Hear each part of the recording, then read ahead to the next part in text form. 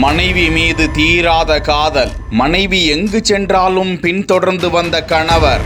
மனைவி வெளியே சென்றாலே சந்தேகத்தில் படக் படக் என துடித்த இதயம்.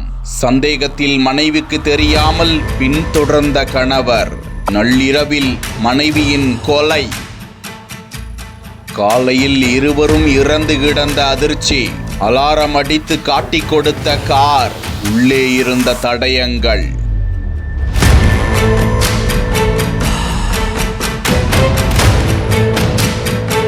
தூத்துக்குடி மாவட்டம் சாத்தான்குளம் அருகே கலுங்கு விளையை சேர்ந்தவர் இஸ்ரவேல் என்பவரது மகன் 46 வயதுடைய பிரபாகரன் பீம்சிங் பன்றி வளர்ப்பு தொழிலை மேற்கொண்டு வருகிறாராம். இவரது மனைவி 34 வயதுடைய ஆஷா. இந்த தம்பதிக்கு 13 வருடங்களுக்கு முன்பு திருமணம் நடந்து ஒரு மகன் உள்ளாராம். பிரபாகரனுக்கு ஆசை மனைவி ஆஷா மீது தீராத காதல் இருந்து வந்திருக்கிறது.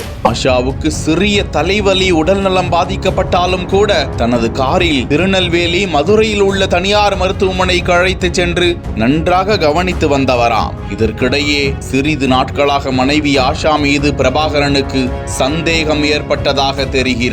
இதனால் மனைவி எங்கு சென்றாலும் அவரை பின்தொடர்வதாக இருந்து வந்திருக்கிறார் பிரபாகரன். இது சம்பந்தமாக இரவு நேரத்தில் இருவருக்கும் இடையே தகராறு ஏற்பட்டிருக்கிறது. நிலையில் காலையில் பிரபாகரனின் வீடு வெகு நேரமாக திறக்காமல் இருந்ததால் அருகாமையில் இருந்தவர்கள் வீட்டின் ஜன்னலை எட்டி பார்த்தபோது ஆஷா கழுத்தில் படுகாயமடைந்து இரத்த வெள்ளத்தில் இறந்து கிடக்க, அருகாமையில் பிரபாகரனும் இறந்து கிடந்திருக்கிறார். இது குறித்து சாத்தான்குளம் காவல்துறையினருக்கு தகவல் தெரிவிக்க டிஎஸ்பி கென்னடி தலைமையிலான போலீசார் சம்பவ இடத்திற்கு விரைந்து சென்று இருவரது உடல்களையும் மீட்டு சாத்தான்குளம் அரசு மருத்துவமனைக்கு அனுப்பி வைத்தனர். இது குறித்து வழக்கு பதிவு செய்து விசாரித்த நிலையில் வீட்டின் முன்பாக நின்று கொண்டிருந்த அவரது காரை சோதனையிட முயன்ற போது அந்த காரில் அலாரம் சப்தம் கேட்டிருக்கிறது. தொடர்ந்து வீட்டிற்குள் சென்று காரின் சாவியை தேடி எடுத்து காரை திறந்து பார்த்தபோது காரில் இருவரது ஆடைகள், ஹேர் டை, கூல்ட்ரிங்க்ஸ், ஓடு அருந்துவதற்கு தடை செய்யப்பட்ட